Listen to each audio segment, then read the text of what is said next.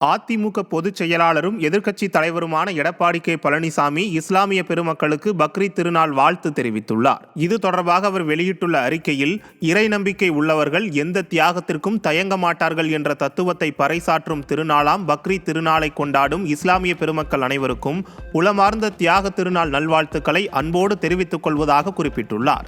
நாட்டின் வளர்ச்சிக்கும் சமுதாய முன்னேற்றத்திற்கும் தடை கற்களாக திகழ்கின்ற அதர்மம், அநீதி, சூழ்ச்சி, வன்மம் ஆகியவற்றை வேரோடும் வேரடி மண்ணோடும் ஒழித்து நற்சிந்தனைகளும் நன்னெறிகளும் வெற்றி பெற எண்ணற்ற தியாகங்களும் அர்ப்பணிப்புகளும் தேவைப்படும் என்றும், இறை தூதரின் தியாகங்களை மனதில் நிலைநிறுத்தி மனிதநேயம் தழைக்க அர்ப்பணிப்புணர்வோடு பாடுபட பக்ரீத் திருநாளில் அனைவரும் உறுதி ஏற்போம் என தமது அறிக்கையில் குறிப்பிட்டுள்ளார்.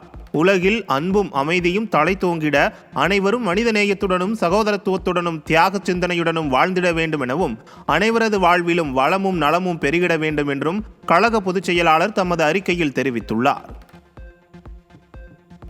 பக்ரீத் பண்டிகையை முன்னிட்டு கோவை மாவட்டம் குனியமுத்தூரில் ஜாக் பிரிவு இஸ்லாமியர்கள் நடத்திய சிறப்பு தொழுகையில் ஏராளமானோர் பங்கேற்றனர். ஆயிஷா மஹால் வளாகத்தில் நடைபெற்ற பக்ரீத் சிறப்பு தொழுகையில் புத்தாடைகள் அணிந்து இஸ்லாமியர்கள் குடும்பத்துடன் கலந்து கொண்டனர்.